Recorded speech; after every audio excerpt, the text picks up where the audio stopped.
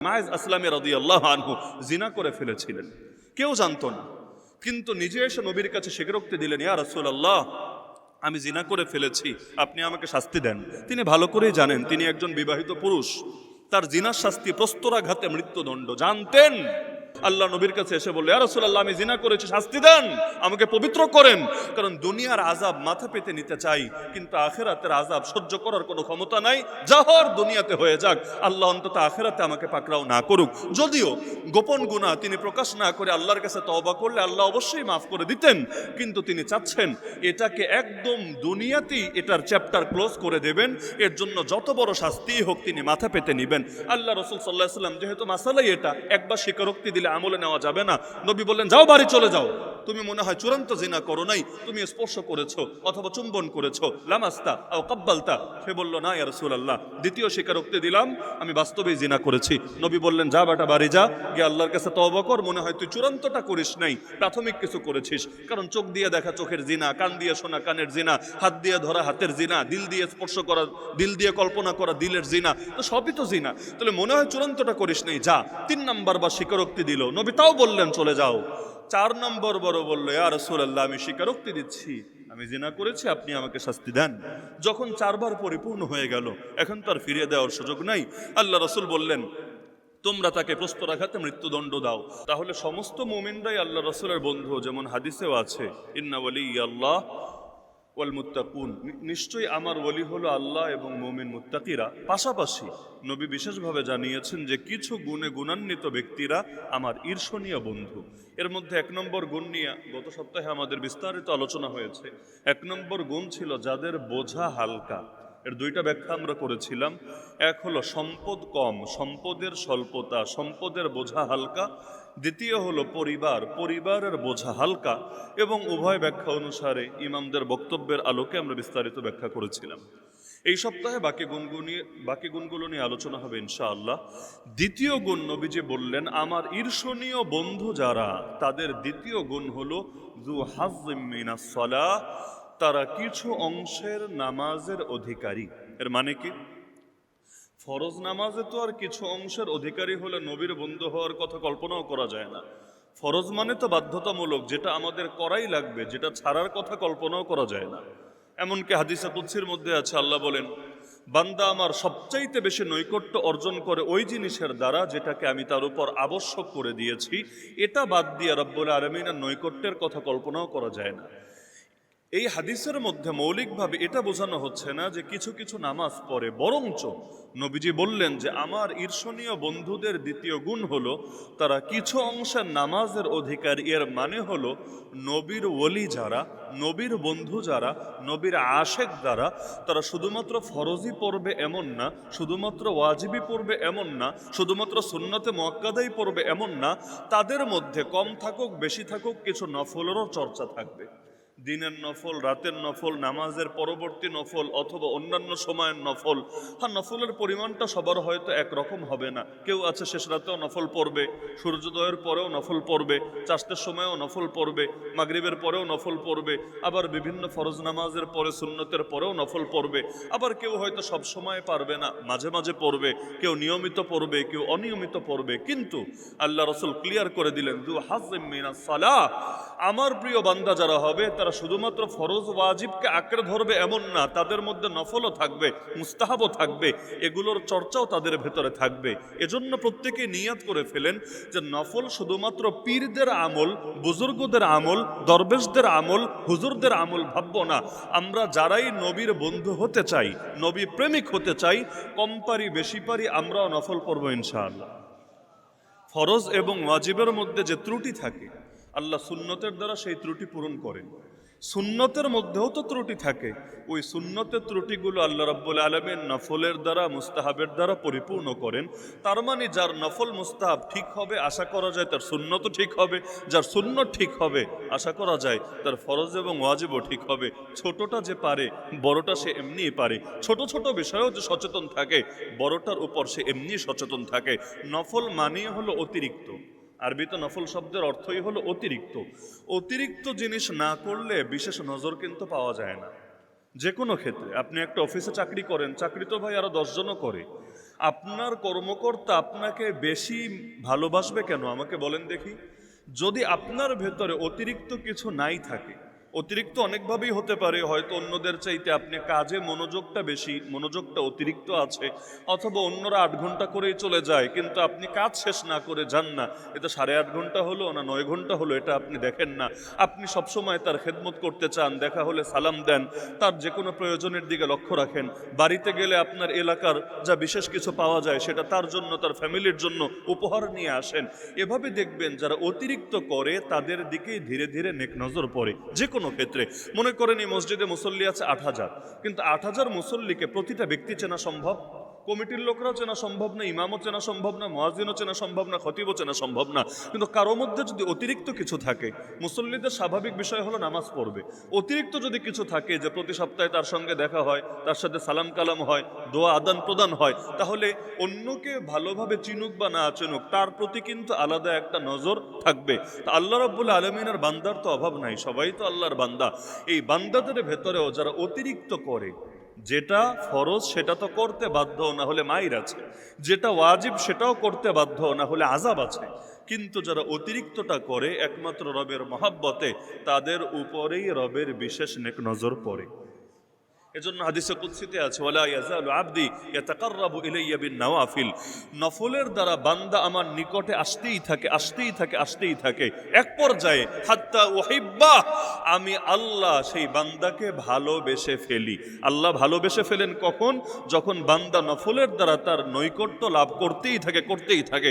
এমন ভালোবাসা আমি তাকে ভাসি, আল্লাহ বলেন কুনতু সামাআহুল্লাযী ইয়াসমাউ বিহি ওয়া বাসারাহুল্লাযী ইউবসিরু বিহি ওয়া ইয়াদাহুল্লাতী ইয়াবতিশু বিহা ওয়া আমি বান্দার কান হয়ে যাই যে কান দিয়ে সে শোনে, আমি তার চোখ হয়ে যাই যে চোখ দিয়ে সে দেখে, আমি তার হাত হয়ে যাই যে হাত দিয়ে সে ধরে, আমি তার পা হয়ে যাই যে পা দিয়ে সে চলে। আপনি বলবেন নাউযুবিল্লাহ, এটা আবার কেমন কথা? আল্লাহ চোখ হয়, কান হয়, হাত হয়, পা হয়, এর মানে কি? এর মানে আপনার মাথা থেকে পা প্রতিটা অঙ্গের সঙ্গে রবের বিশেষ নুসরত থাকে। তখন এই চোখ দিয়ে এমন অনেক কিছু দেখেন যেটা অন্য লোকেরা দেখে না, এই কান দিয়ে এমন অনেক কিছু শোনেন যেটা অন্য লোকেরা শোনে না, এই হাত দিয়ে আপনি যখন লড়াই অবতীর্ণ হন আল্লাহ এমন বিজয় দিয়ে দেন যেটা অন্যরা কল্পনাও করতে পারে না। এই পায়ের মধ্যেও আল্লাহ এমন বরকত দিয়ে দেন, যেখানেই হাঁটেন আল্লাহ সফলতা না দিয়ে আপনাকে পিছনে ফেরান না। এমনকি হাদিসের শেষে আছে আল্লাহ বলেন ওয়ালা ইন সাআলানি লাউতিয়ান্না, ওই নফলের দ্বারা যে আমার কাছে চলে এসেছে সে আমার কাছে যদি কিছু চায় আমি তাকে দিয়ে দেই। ওয়ালা ইন ইস্তাআযানি লাউঈযান্না, সে বিপদে পড়েও যদি আমার সাহায্য কামনা করে আমি আল্লাহ তাকে বিপদের মধ্যেও সাহায্য করি এবং আশ্রয় দেই। তাহলে নফল লাগবে নাকি লাগবে না? নফল শুধু পীরদের কাজ না, প্রতিটা নবী প্রেমিকের কাজ। সুতরাং প্রত্যেকে নিয়াত করেন যে আমরা কম পারি বেশি পারি এখন থেকে নফলও পড়ব ইনশাআল্লাহ। আল্লাহ সবাইকে তৌফিক দান করুন। আল্লাহ রাসূল সাল্লাল্লাহু আলাইহি ওয়াসাল্লামের ব্যাপারে হাদিসে বর্ণিত আছে তিনি নামাজকে ভালোবাসতেন। আমরাও তো নামাজ পড়ি, নবীও নামাজ পড়তেন। পার্থক্য আমরা অধিকাংশ নামাজ পড়ি একটা প্রেশার মনে করে, এজন্য নামাজ লম্বা হলে অস্থির লাগে, নামাজে দাঁড়াতে 2 মিনিট দেরি হলেও বারবার ঘড়ির দিকে নজর পড়ে, ভাবটা এমন মসজিদে 2 মিনিট থাকলে জীবনের বিরাট বড় লস হয়ে যাবে। অথচ আল্লাহ রাসূল বলেন তোমাদের দুনিয়া আমার ভালো লাগে না, কিন্তু দুনিয়ার 3টা জিনিস আল্লাহ আমার কাছে প্রিয় করে দিয়েছেন। এর মধ্যে একটা জিনিস হলো জুইলাত কুররাতু আইনি ফিস সালাহ, এই যে 3 জিনিস আমার নিকট প্রিয়, হুব্বিবা ইলাইয়া মিন দুনিয়াকুম সালাস, এর মধ্যে একটা জিনিস হলো আমার চোখের শীতলতা, আঁখো কি ঠান্ডা রাখা হয়েছে নামাজের ভেতরে। তার মানে নামাজের সাথে আমার দিলের মজা কাজ করে, তৃপ্তি কাজ করে। এজন্যই আল্লাহ রাসূল রাতের বেলা এত নামাজ পড়তেন তার পা মোবারক পর্যন্ত ফুলে যেত। কেন? কারণ নামাজের মধ্যেই তিনি মজা পেতেন। অনেকে টাকার বান্ডিল দেখলে চোখে মজা লাগে, অনেকের দামি মোবাইল, দামি খাবার, ভালো মানের কিছু দেখলে তার চোখের মধ্যে তৃপ্তি লাগে, কারো সুন্দরী নারী দেখলে তার চোখের মধ্যে ভালো লাগে। আল্লাহ রাসূল বলেন নামাজের সঙ্গে আমার চোখের শীতলতাকে সম্পর্কিত করা হয়েছে, আমার নামাজে বড় মজা লাগে। এজন্য বেলালকে বলতেন বেলাল ইকামত দিয়ে আমার কলিজাটাকে ঠান্ডা করে দাও, ইয়া বিলাল আরিহনা বিহা, ইকামত দিয়ে আমাদেরকে প্রশান্তি দাও, আমাদেরকে শান্তি দাও। এমনকি আল্লাহ রাসূল সাল্লাল্লাহু আলাইহি ওয়াসাল্লামের ব্যাপারে আছে, তিনি বলেন তার ব্যাপারে সাহাবী বলেন যে কানা লা ইয়াশবাউ মিনাস সালাহ, নবীজি নামাজ থেকে কখনো পরিতৃপ্ত হতেন না। পরিতৃপ্ত বুঝেন? যে কোনো ভালো খাবারও খেলে এক পর্যায়ে তৃপ্তি চলে আসে, আর না বহুত হয়েছে, আর খাওয়া সম্ভব না। যত দামি বিরিয়ানি হোক, যত দামি খাবার হোক, একটা পর্যায়ে গিয়ে মানুষের তৃপ্তি আসে না, আর সম্ভব না। আল্লাহ রসুলের ব্যাপারে বলা হচ্ছে কানা লা ইয়াশবাউ মিনাস সালাহ, নবীর নামাজে এরকম কখনো তৃপ্তি আসতো না যে নামাজ কমপ্লিট, আর লাগবে না, আজকের মতো যথেষ্ট হয়েছে, বরং সবসময় পিপাসা কাজ করত, সবসময় ক্ষুধা কাজ করত। এমনকি আল্লাহ রসুলের ব্যাপারে বর্ণিত আছে যে তিনি বলেন আল জাইউ ইয়াশবা ওয়া যামআনু ইয়ারওয়া ওয়া আনা লা আশবাউ মিন হুব্বিস সালাহ। ক্ষুধার্ত ব্যক্তি সেও এক পর্যায়ে খেলে পেট ভরে যায়, তৃপ্ত হয়ে যায়। পিপাসার্ত ব্যক্তি সেও পানি পান করলে এক পর্যায়ে তার চাহিদা মিটে যায়। কিন্তু নামাজের মহব্বত থেকে আমি মুহাম্মাদের তৃপ্তি কখনো হয় না, সবসময় চাহিদা আর চাহিদা আর চাহিদা লেগেই থাকে। নামাজের প্রেম আমার ভেতরে এমনভাবে গেঁথে দেওয়া হয়েছে। আল্লাহ রাব্বুল আলামিন আমাদেরকে আমার নামাজের প্রেম দান করুন। এজন্য বহুত বুজুর্গদের ব্যাপারে এমন পাওয়া যায় যে তারা নামাজ পড়তে কখনো ক্লান্ত হতেন না, কখনো পা ফুলে যেত, কখনো শরীর ব্যথা হয়ে যেত, কিন্তু নামাজ থেকে কখনো তৃপ্তি আসতো না। এমনকি দাউদ আলাইহিস সালামের ব্যাপারে বর্ণিত আছে যে তিনি নামাজ থেকে কখনোই ক্লান্তি বোধ করতেন না, যতই পড়তেন মনে হতো আরো পড়ি, আরো পড়ি, আরো পড়ি। আল্লাহ রসুল বলেন আলাইকুম বিকিয়ামিল লাইল, তোমরা রাতের নামাজ, আরবিতে বলে কিয়ামুল লাইল, বাংলায় বলে রাতের নামাজ, তোমরা রাতের নামাজকে আঁকড়ে ধরো। কেন, কি হবে তাহলে? ফাইন্নাহু দাবুস সালিহিনা ক্বাবলাকুম, তোমাদের পূর্বে যত নেককার মানুষ ছিল সবার কমন বৈশিষ্ট্য ছিল রাতের নামাজ। ওহুয়া কুরবাতুন লাকুম ইলা রাব্বিকুম, এই রাতের নামাজ তোমাদেরকে রবের নিকটে নিয়ে যাবে। ওয়া মাগফিরাতুন লিস-সাইয়্যাত আও মুকাফফিরাতুন লিস-সাইয়্যাত, এটা তোমাদের পাপগুলোকে মোচন করে দেবে। শুধু তাই না, ওয়া মানহাতুন আনিল ইসমি, তোমাদেরকে গুনাহ থেকে বারণ করবে, গুনাহ থেকে ফিরিয়ে রাখবে, এমন এক চেতনা এবং প্রেরণা অন্তরে সৃষ্টি করবে। এই প্রেরণাই তোমাকে গুনাহ করতে গেলেও তোমার বিবেকের মধ্যে বারবার বারবার বাধা দিতেই থাকবে আর দিতেই থাকবে। এজন্য এটা ভাববেন না যে আমি তো ভাই পাপী, কত পাপী তো করি দিন রাত মিলিয়ে, তাহাজ্জুদ আমার জন্য না। আগে খাঁটি মুমিন হয়ে নেই, খাঁটি পীরসাব হয়ে নেই, এরপর তাহাজ্জুদ পড়ব কি পড়ব না চিন্তা করা যাবে। আমাদের অধিকাংশ মানুষেরই কিন্তু এইটা ভাবনা। এজন্য রমজানে সেহরি খেতে অনেকেই ওঠে বা প্রায় সবাই ওঠে, কিন্তু রমজানেও আছে বহু আল্লাহর বান্দা তাহাজ্জুদ পড়ে না। সারা বছর পড়ে না মানলাম যে রাত্রে ঘুম থেকে জাগতে পারে না তাই পড়ে না, রমজানে তো সেহরি খেতে হলেও জাগে। নাকি সেহরি দুপুরবেলা খান আপনারা? সেহরি তো রাতেই খান, তো সেহরির জন্য তো জাগেন। তো জাগার পর ওই টাইমেও তাহাজ্জুদ কেন পড়ে না? অধিকাংশের জবাব এটাই দিবে, হুজুর আমি অত বড় পীর সাহেব না, আমি গুনাহগার মানুষ, কত গুনাহ করি, তাহাজ্জুদ দিয়ে আমার কি হবে? কিন্তু মনে রাখবেন, তাহাজ্জুদ ভাই পীর সাহেব হওয়ার জন্য না, বরং তাহাজ্জুদ এই কারণে, তাহাজ্জুদই আপনার ভেতরে এমন চেতনা সৃষ্টি করবে যেটা আপনাকে পাপ থেকে সহজেই ফিরিয়ে রাখবে। পাপ করতে গেলেও আপনার বিবেকের ভেতরে অপরাধ বোধ জাগবে, ছি রাতের বেলা এত কষ্ট করে নামাজ পড়ি, দিনের বেলা পাপ করে সব নষ্ট করে দিব, এটা তো আমার জন্য উচিত হবে না। এজন্য প্রত্যেকেই কিছু কিছু অন্তত রাতের নামাজের অভ্যাস গড়ে তুলবেন ইনশাআল্লাহ। বিশেষ করে তাহাজ্জুদের ব্যাপারে আমি সবাইকে একটা পরামর্শ দিচ্ছি। আমি যদি বলি শেষ রাতে উঠে তাহাজ্জুদ পড়বেন, 100-র মধ্যে 90 জনই হয়তো পড়বেন না, এবং এটা হয়তো আপনাদের জন্য পসিবলও হবে না। কারণ এখন ঘুমাতেই যায় রাত 1টা-2টায়, ফজরেই জাগাই তো কঠিন, আর তাহাজ্জুদ তো দূর কি বাদ। আর আমাদের বাংলাদেশে ফজর নামাজটা হয় মোটামুটি ওক্তের শেষের দিকে, যখন হালকা হালকা আলো হয়ে যায়। মানুষ চিন্তা করে তাহাজ্জুদ পড়তে যদি উঠি, পড়লাম, এরপর ওক্ত আসার পর তো আরো 40-50 মিনিট পর নামাজ হবে, এই লম্বা টাইমটা আমি কি করব? এখন যদি তাহাজ্জুদ পইরা ঘুম দেই তাহলে ফজরই বরবাদ হয়ে যাবে। এখন তো নফল পড়তে গিয়ে লাস্টে যদি ফরজ ছুটে যায়, এটা তো মাথায় পাগড়ি বেঁধে পরনের লুঙ্গি খুলে ফেলার নামান্তর হবে। তাহলে এক কাজ করি, ফরজটা ঠিক রাখে তাহাজ্জুদটা বাদ দিই। অধিকাংশের ভেতরে এই চিন্তা কাজ করে। এজন্য আমি সবাইকে 2টা পরামর্শ দিচ্ছি। 1 নম্বর, যদি ঘরে নামাজের পরিবেশ থাকে, অনেকের থাকে না, যদি ঘরে নামাজের পরিবেশ থাকে, যখনই ঘুমাতে যাবেন, 12টাই যান, 1টাই যান, 2টাই যান আর 10টাই যান, ঘুমাতে যাওয়ার আগে উজু করে 2 রাকাত 4 রাকাত যা পারেন তাহাজ্জুদের নিয়তে নামাজ পড়ে ঘুমাবেন। ঘুমটাও ভালো হবে। শয়তানের পেরেশানি থেকে, শয়তান অনেক সময় ঘুমের মধ্যে ডিস্টার্ব করে, এগুলো থেকেও আল্লাহ আপনাকে বিরত রাখবে। আজে বাজে স্বপ্ন, খারাপ চিন্তা ভাবনা থেকেও আল্লাহ হেফাজত করবে। আর যদি মরেনও ঘুমের ভেতর মরে না, যদি মরেনও ঘুমের ভেতরে, সুন্দর একটা মরণ হবে। কারণ ঘুমের আগে শেষ আপনি পবিত্র অবস্থায় ঘুমিয়েছিলেন, আল্লাহকে ডেকে রবের নামাজ পড়েই ঘুমিয়েছিলেন। আশা করা যায় আল্লাহ আপনাকে জান্নাতও দিয়ে দিবেন এই উসিলায়। তাহলে ঘরে যদি নামাজের পরিবেশ থাকে, অভ্যাস বানায় নেন, বেশি না পারলেও অন্তত 2 রাকাত নামাজ পড়ে ঘুমাবেন। এমনি উজুর সাথে ঘুমানো ভালো। উজু ছাড়া ঘুমালে ঘুমের মধ্যেও বহু রকম ঝামেলা হতে পারে। উজুর সাথে ঘুমানোটা এমনিও ভালো। আর পাশাপাশি 2 রাকাত নামাজ পড়তে কয় মিনিটে লাগে? আপনি ছোট সূরা দিয়ে পড়েন, আপনার পছন্দের সূরা ইন্না আতাইনার কুল হুয়াল্লাহ দিয়েই পড়েন, যেটা অধিকাংশ বাঙালির পছন্দের সূরা আর কি, ফেভারিট সূরা। তো ছোট সূরা দিয়েই পড়েন, তবুও পড়েন। আর যদি মনে হয় না ঘরে নামাজের পরিবেশই নাই, তাহলে এশার নামাজ তো অন্তত পড়বেন। ওই এশার নামাজ যেই কয়টাই পড়েন, 7:30টায় পড়েন আর 8:30টায় পড়েন আর 9:45টায় পড়েন, মসজিদে পড়েন আর দোকানে 10 জন মিলে জামাত করে পড়েন, যেভাবেই পড়েন, এশা পড়ার পরে বেতের তো পড়েন আপনারা সবাই, নাকি পড়েন না? বেতেরের আগে 2 রাকাত, 4 রাকাত, 6 রাকাত, 8 রাকাত যা পারেন তাহাজ্জুদের নিয়তে পড়বেন, এটাও তাহাজ্জুদ হয়ে যাবে ইনশাআল্লাহ। অনেকে ভাবে তাহাজ্জুদ মনে হয় রাত 12টার পরে পড়তে হয়, না রে ভাই, এটা ভুয়া কথা। নবীর জামানে ঘড়িও ছিল না, নবী 11টা, 12টা, 1টা এরকম কোনো টাইমও আমাদেরকে দিয়ে যান নাই। এশার নামাজের পরে আপনি যে কোনো টাইমে তাহাজ্জুদ পড়তে পারেন, সেটা 9টায়ও পারেন, রাত 3টায়ও পারেন। রাত যত গভীর হবে কোয়ালিটি তত বাড়বে। কিন্তু নাইমামার চাইতে কানামামা অন্তত ভালো তো বটে, তো একদম না পড়ার চাইতে শুরুর রাতে পড়াটা ভালো তো আলহামদুলিল্লাহ। এজন্য যারা শেষ রাতে জাগতে পারেন না, ঘুমের আগেও পড়তে পারবেন না, নিয়াত করে ফেলেন এশার ফরজের পরে, সুন্নতের পরে, বেতেরের আগে, বেশি না পারলেও অন্তত 2 রাকাত করে আমরা ডেইলি তাহাজ্জুদ শুরু করে দেব ইনশাআল্লাহ। রাজি আছেন তো ইনশাআল্লাহ? আল্লাহ সবাইকে তৌফিক দান করুন। তাহলে দ্বিতীয় গুণ আমরা আলোচনা করলাম যে তারা কিছু কিছু নফল সালাত আদায় করে। 3 নম্বর গুণ, আহসানা ইবাদাত রাব্বিহি। নবী বলেন রবের ইবাদতটা উত্তম ভাবে করে।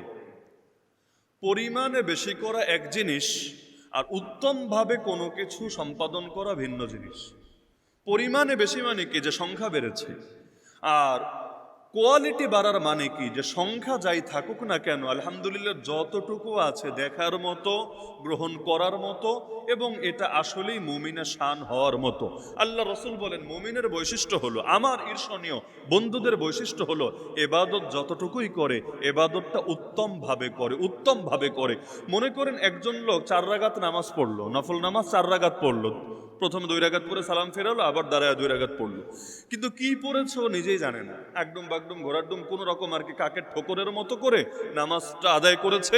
এমনকি যদি জিজ্ঞেস করা হয় ভাই সূরা কি পড়ছো, বল দেখি, এইটাও তার মনে নাই, অটো মুখ থেকে যা বের হয়েছে তা পড়েছে, কোনো খেয়াল নাই, রুকু ঠিক নাই, সেজদা ঠিক নাই। সবচাইতে বড় চোর যে নামাজে চুরি করে, এরকম চুরির সাথে নামাজ পড়েছে। আর একজন বেশি না, 2 রাকাতই পড়েছে, কিন্তু আলহামদুলিল্লাহ তার রুকুও ছিল দেখার মতো, সেজদাও দেখার মতো, তার ইবাদতের প্রতিটা অংশ আল্লাহর নিকট গ্রহণীয় হওয়ার মতো। আমাকে বলেন তো কোনটার বেশি দাম আল্লাহর কাছে?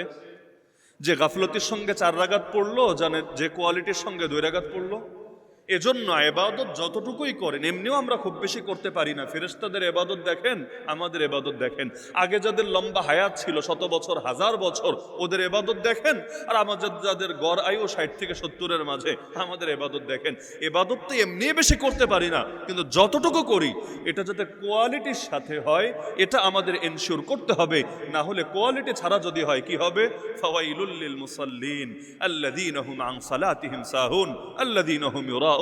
ধ্বংস হোক ওই সমস্ত নামাজি যারা নিজেদের নামাজ থেকে থাকে সম্পূর্ণ উদাসীন, যারা মানুষকে দেখানোর জন্য শুধুমাত্র নামাজ আদায় করে। তাহলে কোয়ালিটি ছাড়া ইবাদত যতই করেন লাভ হবে না। এমনকি হাদিসে আছে, সালাম ফেরানো শেষ হওয়ার সঙ্গে সঙ্গে গাফেল ব্যক্তির নামাজকে পুরনো তেনার মতো পেঁচিয়ে ফেরেশতারা তার মুখে ছুঁড়ে মারে আর ধিক্কার দিয়ে বলে, তোর এরকম 2 নম্বর ইবাদতের আল্লাহর কোনোই দরকার নাই। নাউযুবিল্লাহি মিন যালিক। এখন কোয়ালিটি নিশ্চিত করবেন কিভাবে? নবীজি আমাদেরকে 2টা মানদণ্ড দিয়েছেন, একটা হলো সর্বোচ্চ আর একটা হলো সর্বনিম্ন। সর্বোচ্চটা যদি হয় আলহামদুলিল্লাহ আপনি শ্রেষ্ঠ একজন মানুষ, সর্বনিম্নটা যদি না হয়, অন্তত সর্বনিম্নটাও যদি না হয়, তাহলে আপনি কিসের ইমানদার? আপনি আর এখনো ইমানের মধ্যে গ্যাপ রয়ে গিয়েছে, অপরিপূর্ণতা রয়ে গিয়েছে। সর্বোচ্চ মানদণ্ড কোনটা? নবীজি বলেন আন তা'বুদাল্লাহা কাআন্নাকা তারাহ, যেটাকে বলা হয় তাসাউফের পরিভাষায় মাকামে মুশাহাদা। মানে হলো নবীজি বলছেন এমন ভাবে আল্লাহর ইবাদত করবা যেন তুমি আল্লাহকে দেখতে পাচ্ছ। যেন তুমি মানে কি? বাস্তবে তো দুনিয়াতে বসে আল্লাহকে দেখা সম্ভব না জাগ্রত অবস্থায়। এখন এই চোখ দিয়ে কেউ যদি দাবি করে আমি এই চোখ দিয়ে জাগ্রত অবস্থায় দুনিয়া আল্লাহকে দেখেছি, সে নিশ্চিত মিথ্যুক। এজন্য নবী বললেন, যেন তুমি আল্লাহকে দেখছো, মানে এই চোখ দিয়ে তো দেখতে পারবা না, কিন্তু অন্তর্দৃষ্টি দিয়ে হৃদয়ের চোখ দিয়ে তুমি অনুভব করতে পারবা। তো তোমার নামাজটা এমন হবে যেন আল্লাহকে অনুভব করে করে তুমি নামাজ আদায় করছো। এটা হলো সর্বোচ্চ স্তর, যে স্তরটা হলো এমন যেন আমরা আল্লাহকে আমাদের সামনে দেখতে পাচ্ছি। আলহামদুলিল্লাহ, কখনো এমন হয় যে এভাবে যদি কেউ ইবাদত করে, আল্লাহ নামাজের ভেতরেও তার সামনে অনেক কুদরত, অনেক নেয়ামত জাহের করে দেয়। এজন্য নবী নামাজে দাঁড়িয়ে একবার হাত বাড়ালেন সামনে, কি যেন ধরতে চাইলেন। সাহাবীরা অবাক, কি হলো, সমস্যা কি? আল্লাহ নবী নিজেই নামাজ শেষ করার পর ব্যাখ্যা দিলেন, আমার সামনে নামাজের ভেতরে রবের জান্নাত তুলে ধরা হয়েছে। আমি নিজের চোখ দিয়ে জান্নাত দেখতে পাচ্ছিলাম। আমি হাত বাড়িয়েছিলাম যে জান্নাতের এক থোকা ফল তোমাদের জন্য ছিঁড়ে রাখবো। তোমরাও একটু দেখলা জান্নাতের ফল কেমন। ওই সৌদি গেলে আসার সময় খেজুর নিয়ে আসে, জমজমের পানি নিয়ে আসে, তো তোমরা যারা যেতে পারো না অন্তত একটু স্বাদ নাও, কেমন লাগে মক্কা মদিনার খেজুর। একইভাবে আমি চাইলাম তোমাদের জন্য জান্নাতের এক থোকা ফল রেখে দিব, কিন্তু সেটা আমার থেকে সরিয়ে নেওয়া হলো এবং আমি বুঝে নিলাম যে না, জান্নাতের নেয়ামত জান্নাতে গিয়েই তোমরা স্বাদ নিবা ইনশাআল্লাহ, দুনিয়ায় নেওয়ার কোনো দরকার নাই। এজন্য চেষ্টা করবেন যে কোনো ফরজ নামাজের একটু আগে যথাসম্ভব মসজিদে এসে হাজির হবে। কেন?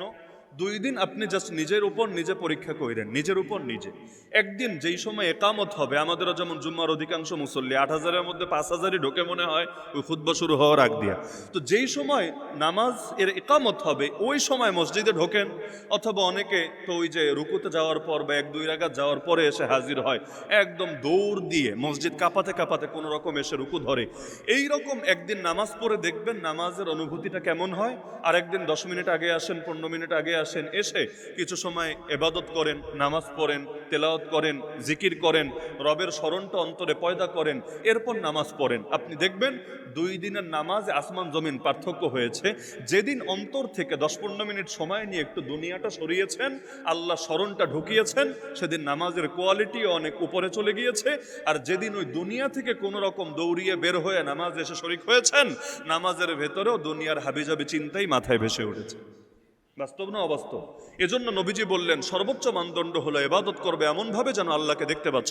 যদি এটা না পারো, সর্বনিম্ন মাকামে মুরাকাবা, অর্থাৎ ফাইন লাম তাকুন তারাহু ফাইন্নাহু ইয়ারাক, যদি এটা অনুভব করতে না পারো যে আমি আল্লাহকে দেখছি, অন্তত এটা তো পারবা যে আল্লাহ আমাকে দেখছেন। বলবেন কেন? এটা তো আমরা সবাই ঈমান রাখি যে আল্লাহ আমাদেরকে দেখছেন, সর্বাবস্থায় দেখছেন। তাহলে নিয়তের বিষয়টা, এজন্য ইবাদতের সর্বোচ্চ স্তর হলো ইবাদত করবেন। সেটা জাস্ট নামাজ দিয়ে আমি উদাহরণ দিলাম, নামাজের সাথেই সীমাবদ্ধ না।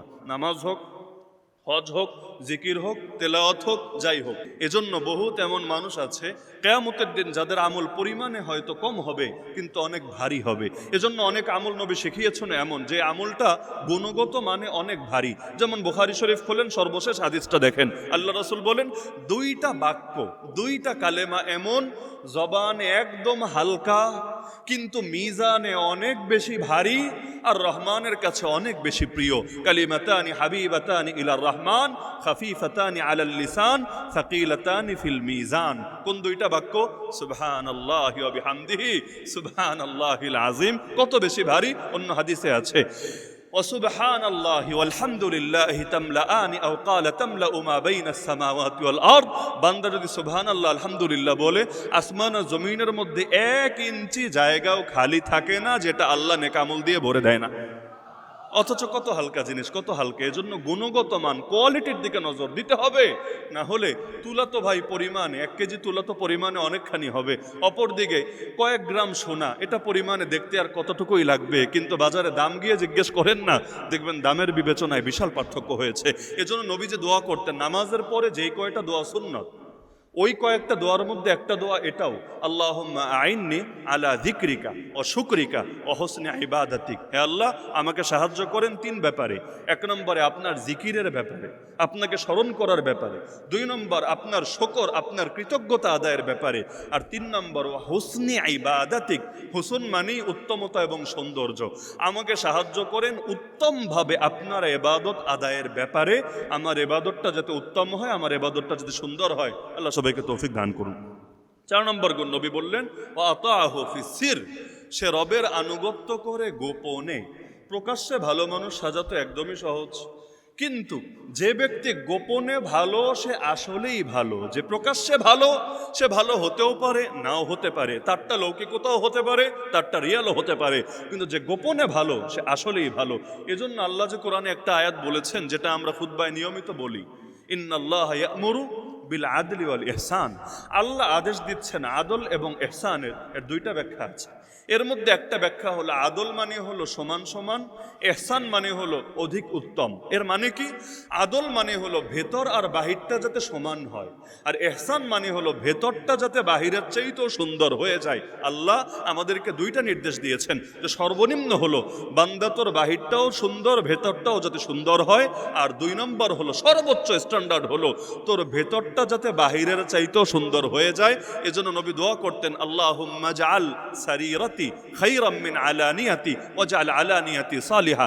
হে আল্লাহ, আমার গোপন অবস্থাকে প্রকাশ্য অবস্থার চাইতে কল্যাণকর বানিয়ে দেন, আর আমার প্রকাশ্য অবস্থাটাকেও নেককার বানিয়ে দেন। আমার বাতেনকে জাহেরের চাইতে আরো পারফেক্ট বানায় দেন, আর আমার জাহেরটাকে আপনি সুন্দর করে দেন। নবী দোয়া করতেন, আল্লাহুম্মা জাআলনি ফি আইনি সগীরা ওয়া ফি আয়ুনিন নাসি কাবীরা। হে আল্লাহ, আমার চোখে আমাকে ছোট বানিয়ে দেন, মানুষের চোখে আমাকে বড় বানিয়ে দেন। গোপন জীবনকে যে ঠিক করে সে আসলেই শ্রেষ্ঠ। এর একটা উদাহরণ হলো, নবী বলেন, তোমাদের ভেতরে আসলেই উত্তম সে, নিজের স্ত্রীর নিকটে উত্তম যে। এখন তো আবার অন্য মাসালা আলোচনা করতে হবে, কয় নাম্বার স্ত্রীর নিকট বেশি উত্তম?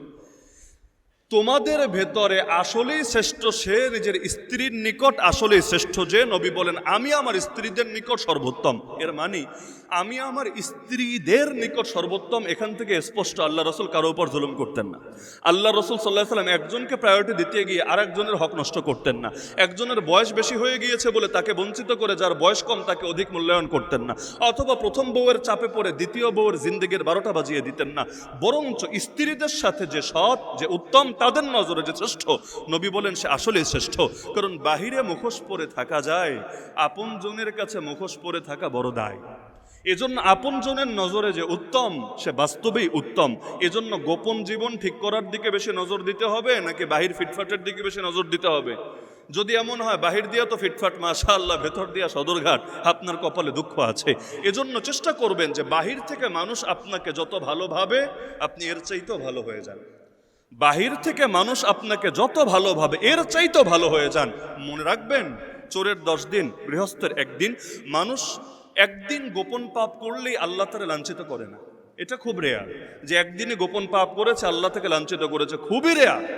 মানুষ যখন গোপন পাপ করতে করতে করতে করতে অন্তরে জং ধরে যায়, তার হেদায়েতের পথ বাহ্যিকভাবে রুদ্ধ মনে হয়, ওই সময় আল্লাহ রাব্বুল আলামিন তাকে লাঞ্ছিত করেন, মানুষের সামনে তার দোষ প্রকাশিত করেন। এটাও তার অকল্যাণের জন্য না, বরং আল্লাহ চান যে আমার ভয়ে তো তুই তো মানুষ হলি না, অন্তত মানুষের ভয়ে এবার মানুষ হ, অন্তত মানুষের ভয়ে এবার তওবা কর। কারণ কে কত বড় পাপ করেছে এটা যতটা না বড় বিষয়, তার চাইতে বড় বিষয় হলো পাপের পরে সে কামব্যাক করতে পেরেছে নাকি আরো নষ্ট হয়েছে। যেমন এক সাহাবী মায়েজ আসলামী রাদিয়াল্লাহু আনহু জিনা করে ফেলেছিলেন, কেউ জানতো না, কিন্তু নিজে এসে নবীর কাছে স্বীকারোক্তি দিলেন, ইয়া রাসূলুল্লাহ, আমি জিনা করে ফেলেছি, আপনি আমাকে শাস্তি দেন। তিনি ভালো করেই জানেন তিনি একজন বিবাহিত পুরুষ, তার জিনার শাস্তি প্রস্তরাঘাতে মৃত্যুদণ্ড জানতেন। এবং জিনা প্রমাণিত হওয়া অনেক জটিল, অনেক জটিল। ইতিহাসে আপনি খুব কমই নজির পাবেন যে সাক্ষীর সাক্ষ্য দ্বারা জিনা প্রমাণিত হয়েছে। কারণ 4 জন চাক্ষুষ সাক্ষী লাগবে, যারা শুধু এটা বললেই হবে না আওয়াজ শুনেছি অথবা আমরা জুতা বাইরে দেখেছি অথবা টের পেয়েছি, না, যারা বলতে হবে একদম কাজ চলা অবস্থায় নিজেদের চোখ দিয়ে দেখেছি। এভাবে 4 জন মানুষ দেখবে তার সামনে কেউ জিনা করবে, এটা তো ভাই চূড়ান্ত পর্যায়ের অসভ্য হওয়া ছাড়া এটা কল্পনাও করা যায় না।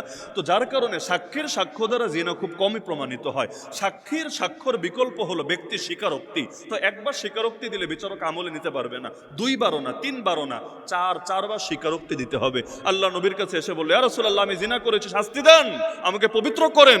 কারণ দুনিয়ার আযাব মাথা পেতে নিতে চাই, কিন্তু আখিরাতের আযাব সহ্য করার কোনো ক্ষমতা নাই।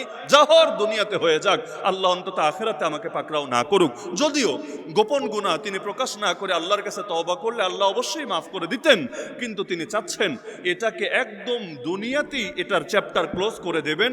এর জন্য যত বড় শাস্তি হোক তিনি মাথা পেতে নেবেন। আল্লাহ রাসূল সাল্লাল্লাহু আলাইহি ওয়াসাল্লাম যেহেতু মাসালাই এটা, একবার স্বীকারোক্তি দিলে আমলে নেওয়া যাবে না, নবী বললেন যাও বাড়ি চলে যাও, তুমি মনে হয় চূড়ান্ত জিনা করো নাই, তুমি স্পর্শ করেছো অথবা চুম্বন করেছো, লামাস্তা আও কাব্বালতা। সে বলল না ইয়া রাসূলুল্লাহ, দ্বিতীয় স্বীকারোক্তি দিলাম আমি বাস্তবেই জিনা করেছি। নবী বললেন যা বেটা বাড়ি যা, গিয়ে আল্লাহর কাছে তওবা কর, মনে হয় তুই চূড়ান্তটা করিস নাই, প্রাথমিক কিছু করেছিস। কারণ চোখ দিয়ে দেখা চোখের জিনা, কান দিয়ে শোনা কানের জিনা, হাত দিয়ে ধরা হাতের জিনা, দিল দিয়ে স্পর্শ করা, দিল দিয়ে কল্পনা করা দিলের জিনা, তো সবই তো জিনা। তাহলে মনে হয় চূড়ান্তটা করিস নাই, যা। 3 নাম্বার বা স্বীকারোক্তি দিল, নবী তাও বললেন চলে যাও। 4 নম্বর বড় বলল ইয়া রাসূলুল্লাহ, আমি স্বীকারোক্তি দিচ্ছি আমি জিনা করেছি, আপনি আমাকে শাস্তি দেন। যখন 4 বার পরিপূর্ণ হয়ে গেল, এখন তার ফিরিয়ে দেওয়ার সুযোগ নাই। আল্লাহ রাসূল বললেন তোমরা তাকে প্রস্তরাঘাতে মৃত্যুদণ্ড দাও। তাকে নিয়ে যখন মাটির ভেতর নির্দিষ্ট পরিমাণ গাড়া হলো, এরপর তার উপর পাথর নিক্ষেপ করা শুরু হলো। এখন পাথরের আঘাতে তো আর এক ধাপেই মানুষ মরে না, সময় লাগে। একটা পাথরের আঘাত গিয়ে যখন লাগলো, এক পর্যায়ে গা থেকে রক্ত বের হয়ে রক্তটা ছিটকে গিয়ে আমিরুল মুমিনিন খলিফাতুল মুসলিমিন ওমর রাদিয়াল্লাহু আনহু গায়ে লাগলো। তখনও তার আমির হন নাই, আল্লাহ রাসূলের একজন সাহাবী, তার জামায় রক্ত লাগলো। তিনি ঘৃণার সাথে এটা দেখলেন, ছি, একজন ব্যভিচারী, একজন জিনাকারের রক্ত লেগে আমার গায়ে, ঘৃণার সাথে দেখলেন। আল্লাহ রাসূল তাকে ধিক্কার দিয়ে বললেন আরে ওমর, তুমি শুধু তার পাপটা দেখলা, পাপের পরের হালতটা তুমি দেখলা না। ওয়াল্লাহি, আল্লাহর কসম করে বলছি, লাকাদ তাবা তাওবাতান লাউ কুসিমা আলা আহলিল মাদিনাতি লাকাফাতুম। আল্লাহর কসম করে বলছে, আমার এই সাহাবী মায়েজ একা এমন তওবা করেছে, তার একার তওবা যদি মদিনার সব কয়টা লোকের মধ্যে ভাগ করে দেওয়া হয়, তার একার তওবা সকলের চিরজীবনের সব পাপ মাফের জন্য যথেষ্ট হয়ে যাবে। এজন্য মনে রাখবেন, আরেকজনের পাপ নিয়ে যখন আমরা ক্রিটিসাইজ করি, আমরা কটূক্তি করি, একটাবার শুধু চিন্তা করবেন যে তার পরবর্তী তওবার কারণে আল্লাহ যদি তাকে মাফ করে দেয়, আর আপনার কোনো গোপন পাপের কারণেও আল্লাহ যদি আপনাকে পাকড়াও করে নেয়, তাহলে কিয়ামতের দিন তার পরিণতি কি হবে আর আপনার পরিণতি কি হবে?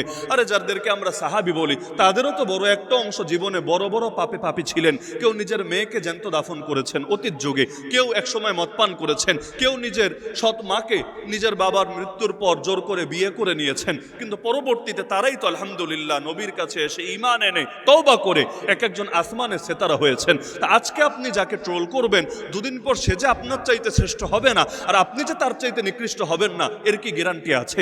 আজকে কে কয় হাজার রাকাত নামাজ পড়লো এটা বিষয় না। নবী বলেন আল আমালু বিল খাওয়াতিম, আমল বিবেচ্য হয় শেষ অবস্থার দ্বারা। শেষ ভালো যার সব ভালো তার, শেষ ভালো না যার কোনো কিছুই ভালো না তার। আল্লাহ যদি আপনাকে ঈমানের সঙ্গে মরার তৌফিক না দেয়, আরে কত নামাজ পড়েছেন, কত রোজা রেখেছেন, কত হজ করেছেন, কিছু দিয়ে কিছু আসে যায় না। আপনাকে এগুলো আল্লাহর আযাব থেকে বাঁচাতে পারবে না।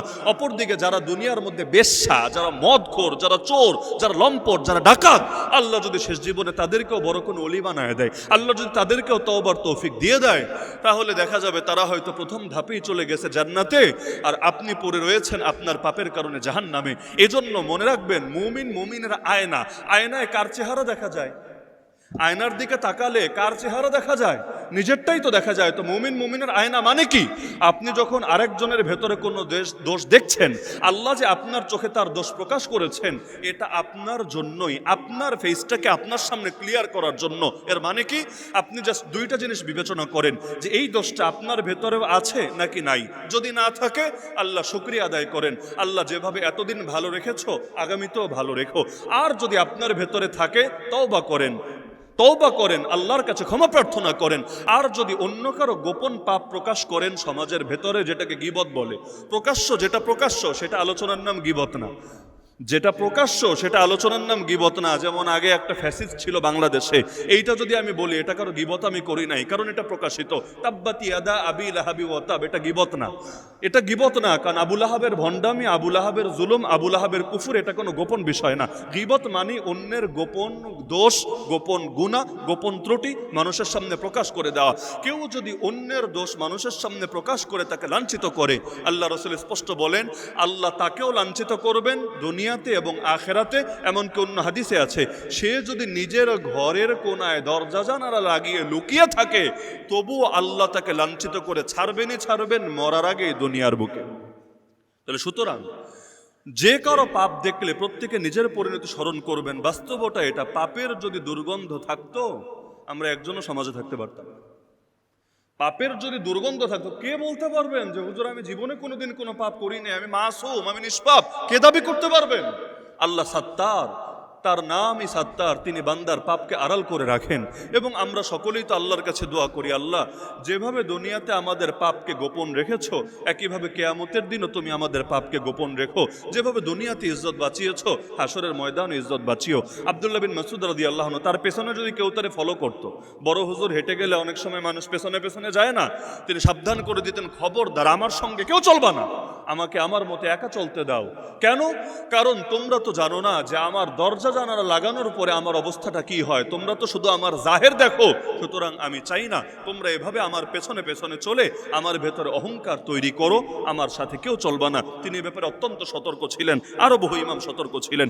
এজন্য নবীজি বললেন, আমার ঈর্ষণীয় বন্ধুদের একটা গুণ হলো তারা রবের আনুগত্য করে গোপনে, কারণ গোপনে যে পারে প্রকাশ্যেও সে পারে। আপনি চিন্তা করেন, এমন কোন মুসল্লিও যদি আমার সামনে থাকেন যার তাহাজ্জুদও মিস হয় না, তাহলে তার ফরজ নামাজ মিস হবে এটা কল্পনা করাও তো সম্ভব না।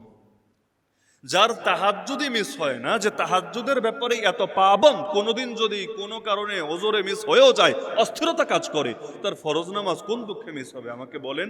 তাহলে যে গোপন জীবনকেও ঠিক করে ফেলেছে, আলহামদুলিল্লাহ, তার প্রকাশ্য জীবন নষ্ট থাকবে এটা আসলে কল্পনাও করা যায় না, বরং তার প্রকাশ্য জীবনটা বড় সুন্দর থাকবে। গোপনে ইবাদতের অনেক দাম আছে। এজন্য বহুত বুজুর্গরা এমন ছিলেন, যারা আমরা যেভাবে নিজেদের পাপকে গোপন রাখি, তারা নেক আমল এর চাইতে বেশি গোপন রাখার চেষ্টা করতেন। পাপ না, নিজের গোপন আমল মানুষ যাতে এটা জানতে না পারে, এটা তার এভাবে গোপন রাখার চেষ্টা করতেন। একদম দান সদকাই হোক, আর নামাজি হোক, আর তেলাওয়াতি হোক, আর জিকির আজকারি হোক। এমনকি এক বুজুর্গ তো বলেন যে আমার যে আমল প্রকাশ হয়ে গেছে আমি এইটারে গুনি না। হ্যাঁ, এখানে একটা মাসালা ক্লিয়ার করে রাখি, নিজে আমল প্রকাশ করে দিয়ে মানুষের প্রশংসা কুড়ানোর চেষ্টা, এটা হাদিসে নিষিদ্ধ। কিন্তু যদি এমন হয় আপনি প্রকাশ করতে চান নাই, কিন্তু আল্লাহ প্রকাশ করে দিয়েছেন, যেমন ইমাম আহমদ নিজেকে সবসময় আড়াল করে রাখতেন, রাস্তায় তার সাথে কাউরে হাঁটতেও দিতেন না যাতে করে মানুষের নজরে তিনি না আসেন। কিন্তু আলহামদুলিল্লাহ আল্লাহ তারে এমন প্রকাশিত করে দিয়েছেন, সারা দুনিয়া ইমাম আহমদকে চেনে নাকি, এমনকি তার নাম বললে অটোমেটিক সামনে ইমাম নামটা চলে আসে। ওয়াইস আল কারানি, কোনো এলাকায় মানুষ যদি তারে চিনে ফেলতো, আরে এ হলো সেই বুজুর্গ, নবী ওমরের মতো সাহাবীকে বলে গিয়েছে যে তুমি ওয়াইসকে পেলে তার কাছে দোয়া চাইবা, আমার এই জুব্বাটা হাদিয়া দিবা, এবং তাকে বলবা তোমার জন্য যাতে আল্লাহর কাছে ক্ষমা চায়। এটা শুনলে সবাই চলে যেত তার কাছে, হুজুর আমাদের কিছু নসিহত করেন, আমরা আপনার ভক্ত, আমরা আপনার শিষ্য। যদি কোনো এলাকায় এটা ভাইরাল হতো, সঙ্গে সঙ্গে এলাকা ছেড়ে আরেক এলাকায় চলে যেতেন, এমন ভাবে থাকতেন। অনেকে তারে পাগল ভাবতো, এমনকি বাচ্চারা অনেক সময় পাথর ছুটতো। তিনি এটা চাইতেন যে আমার যা প্রশংসা হওয়ার আল্লাহর নিকটে হবে, ফেরেশতাদের নিকটে হবে, দুনিয়াতে আমি যাতে প্রকাশিত না হই। কিন্তু আল্লাহ তার এমনভাবে প্রকাশিত করে দিয়েছেন, ওয়াইস আল কারানিকে চেনে নাকি? ওই বাংলায় হয়তো ওয়াইজ কুরুনি বলেন আর কি আপনারা, এটা ভুল উচ্চারণ। ওয়াইজ কুরুনি নামে কেউ নাই। ওয়াইজ মানে তো বক্তা, ওয়াইজ মানে বক্তা। এখন ওনার নাম কি বক্তা ছিল নাকি? বক্তা কারো নাম হয় না, ওনার নাম হলো উওয়াইস, উওয়াইস আল কারানি। কারান হলো গোত্র, যেহেতু তার বাড়ি কারানে এজন্য বলা হয় কারানি। উওয়াইস আল কারানি এ হলো তার নাম। সহিহ মুসলিম শরীফে তাকে নিয়ে বিশুদ্ধ সনদে হাদিস পর্যন্ত আছে। তাহলে এজন্য যে কোনো আমল এটা গোপন করা অত্যন্ত গুরুত্বপূর্ণ। আল্লাহ রাসূল সাল্লাল্লাহু আলাইহি ওয়াসাল্লাম বলেন, আল্লাহ ওই বান্দাকে ভালোবাসে যার মধ্যে তিনটা গুণ থাকে। ইন্নাল্লাহা ইউহিব্বুল আবদাত তাকিয়াল গানিয়াল খাফি। তিন গুণ। এক নম্বর গুণ হলো সে তাকওয়াবান, আল্লাহকে ভয় করে। দুই নম্বর গুণ হলো সে ধনী। ধনী মানে টাকাওয়ালা না, অন্তরের ধনাঢ্যতাই আসল ধনাঢ্যতা, অন্তরের প্রাচুর্যই আসল প্রাচুর্য। অন্তরের প্রাচুর্য মানে বুঝেন, আল্লাহ যা দিয়েছে আলহামদুলিল্লাহ, আমি কোনো বান্দার সামনে হাত পাতবো না। আল্লাহ যা দিয়েছেন আলহামদুলিল্লাহ, আমি অল্পে তুষ্ট থাকবো, আমি কখনোই অকৃতজ্ঞতা প্রদর্শন করব না। যার দিল ধনী, তার টাকা যেমনই থাকুক তার মাথা উঁচু। আর যার দিল গরিব, ও কোটিপতি হয়ে গেল। এজন্য দেখবেন কালেকশনে যদি কখনো যান, কালেকশনে বহুত মানুষ এমন হাজারপতি, কিন্তু তার কাছে গেলে আপনি নিরাশ হবেন না। আপনার মসজিদের জন্য, আপনার মাদ্রাসার জন্য সে যতটুকু পারে অ্যামাউন্ট দিয়ে দিবে। আর বহুত কোটিপতি এমন আছে, আপনি কালেকশনে গেলে তার ওজোর, তার বিপদ, তার অভাবের কথা শুনে আপনার মনে হবে, হায় রে, যদি একটা ভাঙা থালা হাদিয়া দিয়ে আসতে পারতাম, আল্লাহর বান্দার অনেক বড় উপকার হতো। রাস্তার পাশে বসে মনে হয় 2-4 টাকা কামায় নিতে পারতো। আছে না অনেকের? আল্লাহ কম দেয় নাই, কিন্তু দিলটা বড় ছোট। এজন্য নবী বলেন যে আল্লাহ ভালোবাসেন ওই বান্দাকে যার মধ্যে 3টা গুণ আছে। 1 নম্বর গুণ তাকি, আল্লাহকে ভয় করে। 2 নম্বর গুণ গানি, অন্তরের প্রাচুর্যতা, অন্তরের সচ্ছলতা তার আছে। 3 নম্বর আল খাফি, সে গোপন, সে লুকায়িত। এজন্য আল্লাহ রসুল বলেন একজন মানুষের ক্ষতির জন্য এটাই যথেষ্ট তার দিকে আঙ্গুল তুলে ইশারা করা হয়। ভালো করে মাথায় গেঁথে নেন। নবীজি বলেন একজন মানুষের ক্ষতির জন্য, অনিষ্টের জন্য, অকল্যাণের জন্য এটাই যথেষ্ট আইয়ুশারা ইলাইহি বিল আসাবি, তার দিকে আঙ্গুল তুলে ইশারা করা হয়। এর মানে কি আমাকে বলেন তো? কমন জিনিসের দিকে মানুষ আঙ্গুল তুলে ইশারা করে না আনকমনের দিকে ইশারা করে? কিছু মানুষ চাই আনকমন হয়ে চলবে এলাকার ভেতরে, এমন কাপড় পরবে সবার নজর পড়বে, মোটরসাইকেল চালালে পেছন থেকে সাইলেন্সারটা খুইলে এমন জোরে জোরে আওয়াজ করবে, এলাকার সবাই বলবে আরে আসছে একটা বাইকওয়ালা আমার এলাকায়, রাস্তা কাঁপিয়ে কাঁপিয়ে চলে গিয়েছে। এরকম দেখবেন কিছু লোক চাই তার উপর নজর পড়ুক। গাড়ি কিনলে এমন একটা কালারের গাড়ি কিনবে মাশাআল্লাহ সবার যাতে নজরটা পড়ে। একটা মোবাইল থাকলে, ধরেন আইফোনও যদি থাকে, বুকে একটা পকেট লাগাবে এবং এটাকে সোজা না বাঁকা করে ঘুরায় রাখবে, পেছন থেকে যাতে ক্যামেরাটা দেখে, সামনে তো সবাই একই, পেছন থেকে ক্যামেরা দেখে যাতে সবাই বোঝে মাশাআল্লাহ আল্লাহর বান্দার একটা আইফোন আছে। এরকম নিজেকে ভাইরাল করার, নিজেকে হাইলাইট করার একটা অসুস্থ প্রবণতা এই জাতির ভেতর নাই? বিশেষ করে এখনই সোশ্যাল মিডিয়ায় এসে তো জাতিরা নষ্ট করে ছেড়েছে। ভালো কাজ করে তো ভাই ভাইরাল হওয়া বিশাল কঠিন ব্যাপার। ভালো কাজ করতে করতে জীবন শেষ করে ফেলবেন, দেখবেন কেউ চেনে না, কেউ জানে না, আপনার তত বেশি সুনাম হয় না। কিন্তু আকাম একটা কইরা দেখেন, একটা উল্টাপাল্টা করে দেখেন, দেখবেন রাতারাতি আপনি ইন্টারন্যাশনাল সেলিব্রিটি হয়ে গিয়েছেন, গোটা দুনিয়া আপনাকে চিনে ফেলেছে, আপনাকে চিনতে আর বাকি থাকছে না। এই কারণে টিকটকের নামে, রিলসের নামে, শর্টসের নামে একটা অসুস্থ জেনারেশন তৈরি হচ্ছে, যারা চাই কোনোভাবে ভাইরাল হবে, মানুষ তাদেরকে আঙ্গুল তুলে তাদের দিকে ইশারা করবে, তারা সেলিব্রিটি হবে।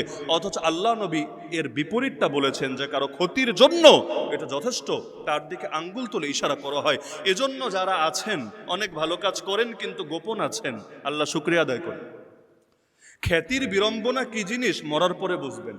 সুফিয়ান সাউরি রহমতুল্লাহ আলাইহি এত বড় ইমাম মারা গেলেন, এক লোক তার স্বপ্ন দেখলো, তার এক শাগরেদ জিজ্ঞেস করলো, হুজুর আল্লাহ আপনার সাথে কেমন আচরণ করেছেন? তিনি বলেন আলহামদুলিল্লাহ, আল্লাহ আমাকে মাফ করে দিয়েছেন, কবরে আমার আযাব হয় নাই, আল্লাহ আমাকে শান্তি দিয়েছেন। বললেন আচ্ছা, কিন্তু কোনো ব্যাপার নিয়ে আপনি কোনো ঝামেলা ফেস করেছেন কিনা, বা কোনো ব্যাপারে আপনার পেরেশানির সম্মুখীন হতে হয়েছে কিনা? তিনি বলেন হ্যাঁ, একটা জিনিস নিয়ে আমি খুব বিচলিত হয়ে পড়েছিলাম, পেরেশানির শিকার হয়েছিলাম, সেটা হলো আইয়ুশারা ইলাইয়া বিল আসাবি, আমার দিকে যে আঙ্গুল তুলে ইশারা করা হতো, আমি যে একটা পাবলিক ফিগার হয়েছিলাম, এটাই আমার জন্য একটা পেরেশানির বিষয় হয়েছিল।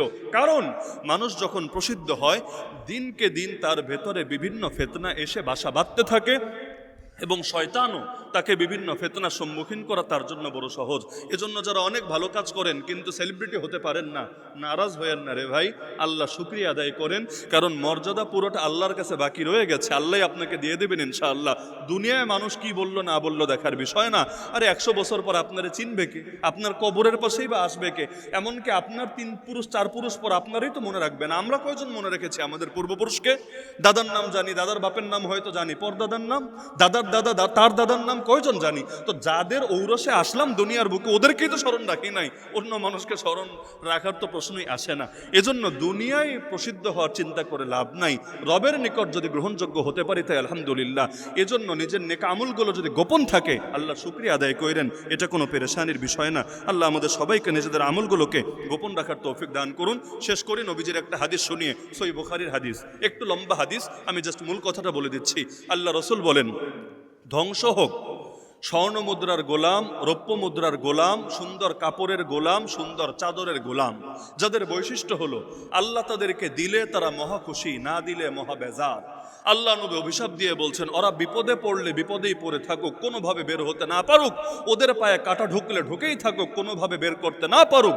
এরপর নবী বলেন, তবে সুসংবাদ ওই বান্দার জন্য যে জিহাদে নিজের ঘোড়ার লাগাম ধরে আছে, যে এমনভাবে দুনিয়াতে অবমূল্যায়িত যে সে তার মাথার চুলগুলো উস্কো খুস্কো, পা ধুলো মলিন, সে কখনো কোথাও থাকলে মানুষ তাকে মূল্যায়ন করে না, বাহিনীতে তাকে দায়িত্ব দিলে পেছনে পেছনে রাখে, সামনে তাকে আসতে দেয় না। তো এইরকম অপরিচিত অখ্যাত অজ্ঞাত ব্যক্তি, দুনিয়াতে যাকে কেউ চেনে না কিন্তু আল্লাহর কাছে বড় দাম, আল্লাহ নবী বলেন সুসংবাদ তার জন্য। এজন্য আল্লাহ রসুল বলেন সুসংবাদ ওই ব্যক্তির জন্য যার দুইটা জীর্ণ শীর্ণ কাপড় আছে, মানুষের দরজায় দরজায় ধাক্কা খায়, দুনিয়াতে কেউ চেনে না কিন্তু আল্লাহর কাছে এত দামি। মান লাউ আকসামা আলাল্লাহি লা আবাররা, সে যদি আল্লাহর নামে কোনো কিছু কসম করে বলে, আল্লাহ তার সম্মানার্থে তার কসমকে রক্ষা করে, আল্লাহ তাকে নিরাশ করে না। এজন্য আমাদেরকে দামি হতে হবে জমিনে না আসমানে। আসমানে দামি হলে আল্লাহ যদি অটো দুনিয়াতে বানায় দেয় আলহামদুলিল্লাহ, কোনো আমল আপনি চান নাই প্রকাশ করতে, আল্লাহ করে দিয়েছেন আলহামদুলিল্লাহ, কিন্তু নিজের ভেতরে এই প্রবণতা থাকা এটা নিষিদ্ধ। আল্লাহ সবাইকে বোঝার তৌফিক দান করুন। তো নবীর ঈর্ষণীয় ওলি হওয়ার জন্য যে কয়েকটা গুণ নিয়ে আলোচনা হলো, আরো দুই একটা বাকি রয়েছে, আল্লাহ চাইলে আগামী সপ্তাহে আলোচনা হবে।